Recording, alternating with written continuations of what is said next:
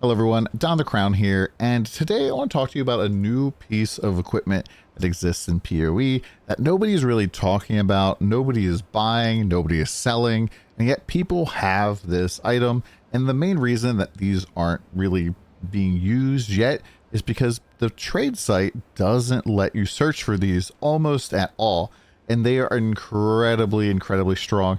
And I think they're going to be like build making for some particular builds. And they seem to be really cool. So what I'm talking about here are these new Timelost jewels. And what these do is they can have up to 4 mods on them. And they're going to have like things like small passives and radius also give you an effect. Notable passives in an area give you an effect. And there's a whole bunch of different stuff you can have on them. And if you put them in your passive tree like so, what this will do is on non-attribute nodes, add additional effect. So you can see that this now has minions deal damage, curse duration, and down here we have increased area of effective curses.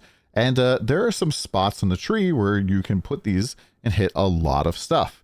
Not only that, they can also roll in the very first mod, either upgrades to medium or upgrades to large. And so the normal size here would hit just this node, whereas medium goes out one more. And then the large actually goes out another one. I was chaos spamming this one and I took it from nothing to large to medium. So it's a little bit unfortunate, but there are some spots where you can put these where it's going to be incredibly juicy. So let's say, for example, that you are playing a build here that wants crit, that is doing chaos damage, that is doing an attack. You pretty much have a whole ton of nodes. They're going to get free upgrades and extra stuff, including like damage taken, recouped his life. All of that stuff is pretty good, I think. Also, like over here, you have a ton of minion nodes, a ton of lightning nodes. Over here, you have a ton of cold stuff at the top, more minion stuff down here, even some curse and some energy shield things.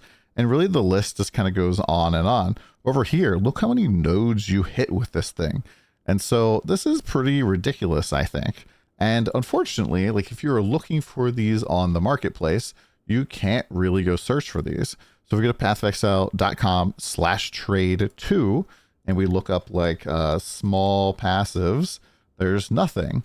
But if we do upgrades to radius to medium, we can find upgrades radius to medium, but there's no upgrades radius to large. So you can't really even search these yet. I don't really know what's going on right now over at Grinding Gear, why these are kind of like under the radar. However, if you do search like upgrades radius to medium, you might be able to find some interesting ones. Let me actually pull that search back up.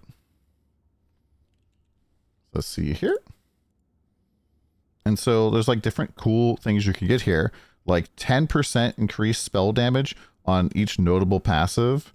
Other cool stuff like, increase minion critical hit chance, increase stun thresholds, kind of nice. And there's just like a whole bunch of stuff in here. And as you can see, all of these are like listed up, but like for the most part, I'm willing to bet that these are not selling at all.